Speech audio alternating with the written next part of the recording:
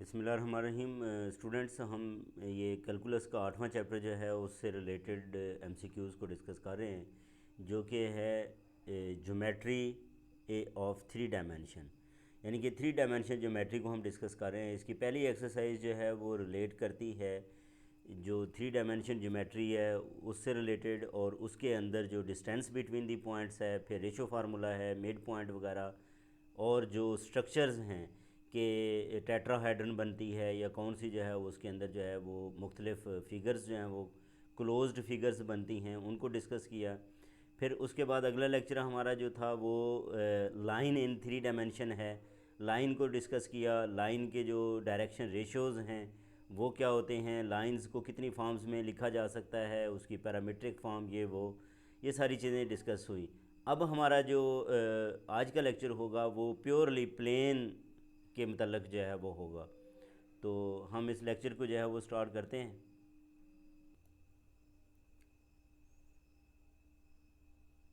Question number 34 है कि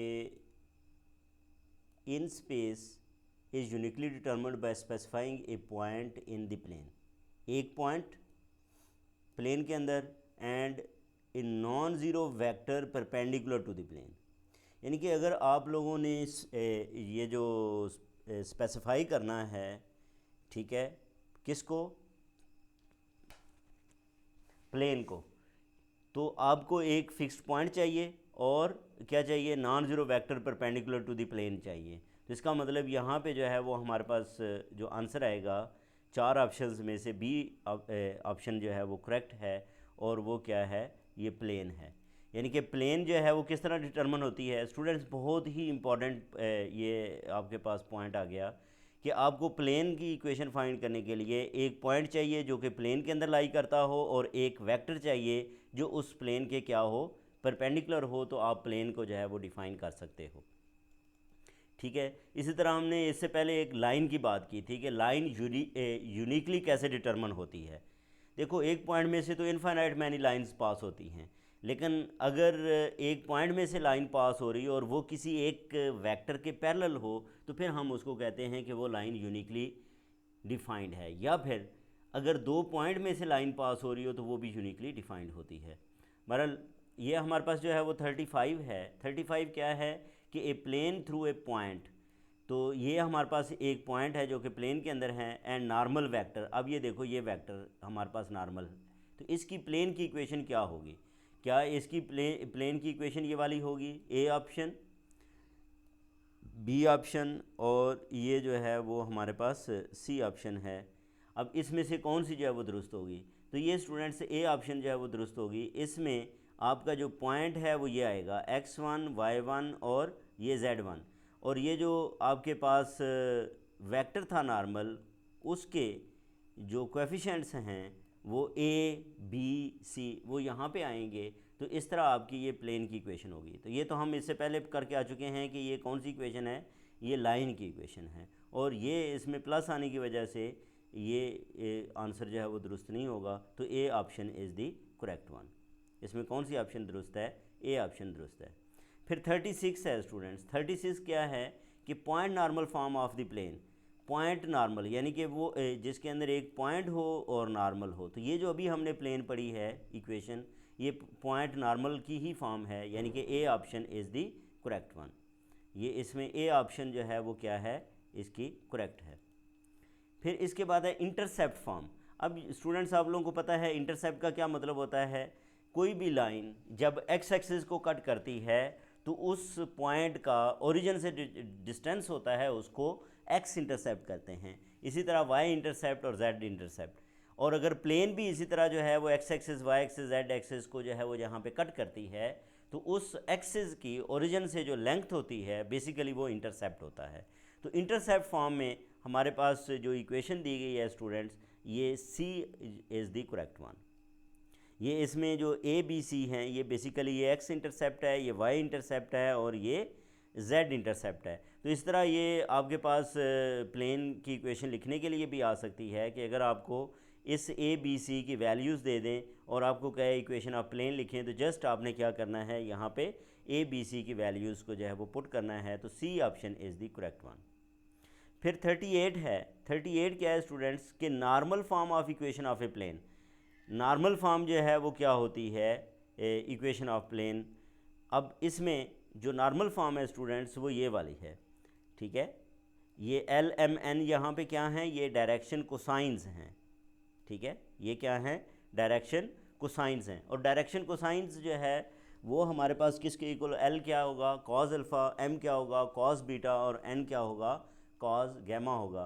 तो ये जो अल्फ़ा बीटा गैमा है ये डायरेक्शन एंगल्स होते हैं, ठीक है। ये क्या होते हैं, डायरेक्शन एंगल्स। जब कोई भी वेक्टर किसी प्लेन के अंदर होता है तो उसके 3 एंगल्स हम डिफाइन करते हैं, अल्फ़ा बीटा गैमा। एक एक्स एक्सिस के अलॉन्ग होता है, एक वाई एक्सिस और एक जेड एक्सिस के अलॉन्ग होता है। तो ये डायरेक्शन एंगल्स कहलाते हैं। बहरहाल D option is the correct one. फिर हमारे पास 39 है। 39 क्या है, the equation of the plane through the points.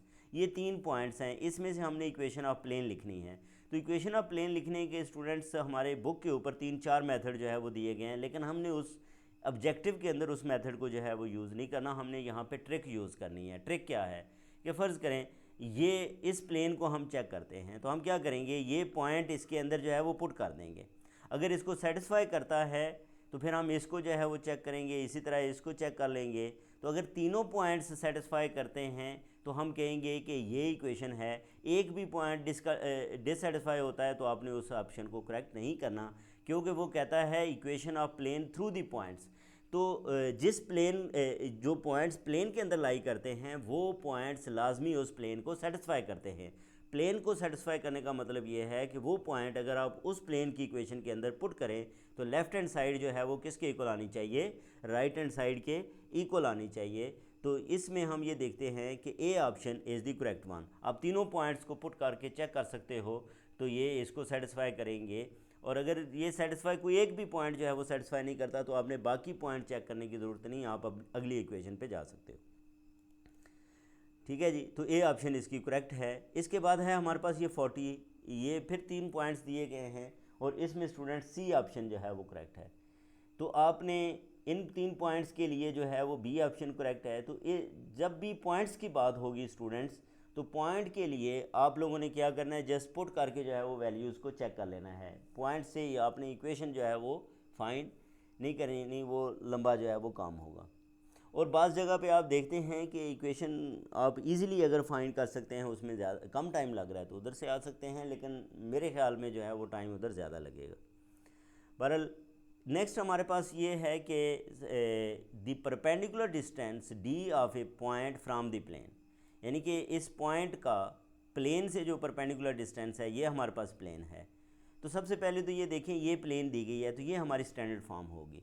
तो आपने हर प्लेन को जब भी डिस्टेंस फाइंड करना है तो इस फॉर्म के अंदर लाजमी उसको लिखना है, ठीक है। उसके बाद उसके अंदर जो है वो वैल्यूज़ आप लोगों ने रिप्लेस करनी है। बहरहाल जो हमारे पास इसके लिए डिस्टेंस फार्मूला बनता है वो ये बनता है स्टूडेंट्स, ये जो सी ऑप्शन है ये वाला, इसमें क्या करना है, ऊपर देखें वही प्लेन है, सिर्फ क्या हुआ है कि जहाँ पे x था उसकी जगह पे x1 आ गया है, जहाँ पे y था उसकी जगह पे y1 आ गया है, जहाँ पे z था उसकी जगह पे z1 आ गया है। तो इसका मतलब क्या है कि आपने इस प्लेन के अंदर क्या करना है, इस पॉइंट को पुट कर देना है। x की जगह पे x1, y की जगह पे y1 और z की जगह पे z1 को रिप्लेस करना है। और नीचे जो उनके कोएफिशिएंट्स हैं a b c, उनके स्क्वेयर्स का सम करके उसका स्क्वायर रूट लेंगे तो ये आप लोगों के पास डिस्टेंस आ जाएगा। तो C option is the correct one. फिर 44 है हमारे पास कि एक पॉइंट दिया गया है, ये वाला जो है वो हमारे पास पॉइंट है 3, -1 और 2, और इसका हम इस प्लेन से जो है वो क्या फाइंड करना चाहते हैं, डिस्टेंस फाइंड करना चाहते हैं, ठीक है। तो हम क्या करेंगे, ये पॉइंट जो है वो उसके अंदर उस फार्मूले के अंदर पुट करेंगे तो आप देखोगे कि सी ऑप्शन इसकी जो है वो करेक्ट आएगी, यानी कि 1/√6 जो है वो इसका आंसर आएगा और this is the correct one. फिर नेक्स्ट 45 है students, the perpendicular distance of the origin from the plane is.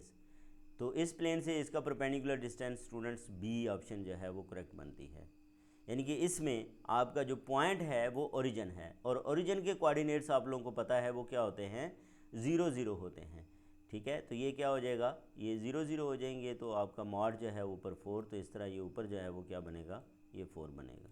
बहरहाल अब 46 है, the distance between the parallel planes. अगर दो प्लेन्स पैरेलल हों स्टूडेंट्स, जैसे ये है, ये प्लेन और ये प्लेन क्या हैं, आपस में पैरेलल हैं। तो पैरेलल के लिए अगली एमसीक्यू के अंदर जो है वो पैरेलल कब होती हैं प्लेन्स और परपेंडिकुलर कब होती हैं, उसका मैंने एमसीक्यू बनाया है। बहरहाल इन दो पैरेलल प्लेन्स के दरमियान डिस्टेंस फाइंड करना हो तो इसका तरीका ये है कि एक प्लेन पे कोई भी उसका पॉइंट ले लें और उस पॉइंट का उस दूसरी प्लेन से जो है वो क्या फाइंड कर लें, डिस्टेंस फाइंड कर लें।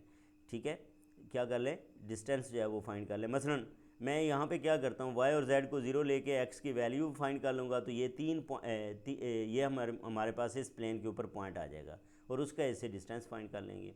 और वो स्टूडेंट्स हमारे पास जो है इसके अंदर जो डिस्टेंस आएगा वो क्या है, वो सी ऑप्शन इसकी करेक्ट है 7/6√6। और अगर आप लोगों को ये इस बात समझ नहीं आई तो आप कमेंट कर सकते हैं कि दो पैरेलल प्लेन्स के दरमियान जो है वो डिस्टेंस कैसे फाइंड करना है, तो इसको मज़ीद एक्सप्लेन किया जा सकता है। इसके बाद है ये 47, the two planes are parallel. Students planes parallel कब होती हैं? देखें, ये आपके पास एक प्लेन ये है, ये इसकी स्टैंडर्ड फॉर्म हमने लिखी हुई है, दूसरी प्लेन ये है। तो हम कब कहेंगे ये दोनों प्लेन्स आपस में पैरेलल हैं? जब उनके कोएफिशिएंट्स की रेशो आपस में इक्वल होगी। क्या मतलब कि A1/A2, B1/B2, C1/C2 क्या होंगे, आपस में इक्वल होंगे। तो ये हमारे पास A option is the correct one. फिर the two planes are perpendicular. ये जो स्टूडेंट्स इस तरह फार्मूले के मैंने एमसीक्यूज़ बनाए हुए हैं ये आपके समझने के लिए भी हैं, ठीक है। ये डेफिनेटली फार्मूलों वाले जो है वो कम क्वेश्चंस आते हैं, फार्मूलों की एप्लीकेशन आती है, लेकिन मैंने जो फार्मूले एमसीक्यूज़ बनाए हैं उनका एक मकसद है, और वो मकसद क्या है कि आपको उस थोड़ी सी जो है ये बात एमसीक्यूज़ की फॉर्म में ही जो है वो फार्मूला भी जो है वो रिवाइज़ करवा दिया जाए। तो अब टू प्लेन्स आर परपेंडिकुलर, दो प्लेन्स जो हैं वो क्या होती हैं, परपेंडिकुलर होती हैं। कब परपेंडिकुलर होती हैं? ये कंडीशन ऑफ परपेंडिकुलरिटी है, यानी कि A1 A2 को मल्टीप्लाई करें, B1 B2 को मल्टीप्लाई करें, C1 C2 को मल्टीप्लाई करें, तीनों को ऐड करें, आंसर अगर ज़ीरो के इक्वल आ जाए तो वो क्या होती हैं, आपस में परपेंडिकुलर होती हैं। तो C option is the correct one. The acute angle between the planes. अब प्लेन्स के दरमियान एंगल्स जो है वो हमने फाइंड करना है। तो ये students cos theta is equal to, हमारे पास जो इसका फार्मूला है वो क्या है कि हमने क्या करना है, इसके ये जो A1 B1 C1 है और ये A2 B2 C2 हैं, इनका डॉट प्रोडक्ट ले लेना है। ठीक है, और नीचे इनके मैग्नीट्यूड्स, ये बुक के ऊपर जो है वो फार्मूला जो है वो मौजूद है। ठीक है, ये बुक से आप जो है वो फार्मूला देख सकते हैं, एंगल फाइंड करने का फार्मूला, और इसमें बी ऑप्शन जो है वो करेक्ट है कि इन दो प्लेन्स के दरमियान एंगल जो है वो कितना है, 60 डिग्री है। फिर ये है द प्लेन्स आर। ये प्लेन्स क्या हैं, हमने ये बताना है कि ये प्लेन्स जो हैं वो क्या हैं, क्या पैरेलल हैं आपस में, परपेंडिकुलर हैं या नाइदर पैरेलल नॉर परपेंडिकुलर। तो हम ये देखेंगे कि क्या इनकी रेशो सेम है। 2/4 कितना आता है स्टूडेंट, 1/2। 3/6 कितना आता है, 1/2। -1/-2 क्या आता है, 1/2। तो इसका मतलब इनकी रेशो सेम है, तो ये लाइंस क्या हो जाएंगी, आपस में पैरेलल हो जाएंगी। तो A option is the correct one. फिर the planes are, the planes are, ये प्लेन्स क्या हैं, पैरेलल हैं। ये प्लेन्स क्या हैं, पैरेलल हैं, परपेंडिकुलर हैं, नाइदर पैरेलल नॉर परपेंडिकुलर, और नॉन ऑफ दीज। तो ये हमने जो है वो इसमें बताना है। तो सी ऑप्शन इसमें जो है वो करेक्ट है, क्योंकि इन दो लाइंस ना ये पैरेलल हैं ना परपेंडिकुलर हैं, बल्कि इन दोनों के दरमियान एंगल 60 डिग्री बनता है। तो ये नाइदर का केस बनेगा, तो सी ऑप्शन इसमें करेक्ट है। दी प्लेन्स आर, ये प्लेन्स क्या हैं स्टूडेंट्स, ये आप देखो तो ये परपेंडिकुलर हैं। क्यों? कंडीशन ऑफ परपेंडिकुलरिटी इसमें होल्ड होती है। देखो 2 को मल्टीप्लाई करो 1 से तो क्या आ जाएगा 2, फिर 1 को मल्टीप्लाई करें -1 से तो -1, फिर -1 को +1 से मल्टीप्लाई करें तो -1, तो 2 -1 -1 ये कितना हो जाएगा 0। तो इस तरह ये जो है वो कंडीशन ऑफ परपेंडिकुलरिटी होल्ड होगी। तो बी ऑप्शन जो है वो इसमें क्या है, दैट इज़ करेक्ट वन। तो ये थे हमारे जो है वो MCQs 8.3 से जो है वो रिलेटेड थे, जिसके अंदर जो हम प्लेन है उसको हमने जो है वो डिस्कस किया। इसके बाद जो आगे हमारा पोर्शन आएगा वो लाइन और प्लेन के मिक्स जो बात होगी वो आएगी। तो ये स्टूडेंट्स एक और बात ध्यान में रखें कि वो चैप्टर्स जो कि आप अक्सर जो है वो छोड़ देते हैं, तो MCQs की जब बारी आती है तो उन्हीं चैप्टर्स को जो है वो ज़्यादा वेटेज भी दी जाती है। लेकिन जैसे पहले मैंने बात की कि अभी जो ये चांस है, इसको चांस नहीं लेना कि चलो यार ये चैप्टर जो है वो तैयार कर लेते हैं। आप लोगों ने एक दफ़ा MCQs को जहन में रखते हुए अपने MSc के, BSc के, FSc के तीनों कोर्सेज से जो है वो आपने गुज़रना है अच्छे तरीके से, ताकि आप डेफिनेटली आप लोगों ने सीट लेने के लिए जितना दूसरों से डिस्टिंक्ट होंगे, आपकी जो है वो सीट के उतने ही जो है वो चांस बढ़ते जाएंगे। अपना ख्याल रखें। अल्लाह हाफिज़।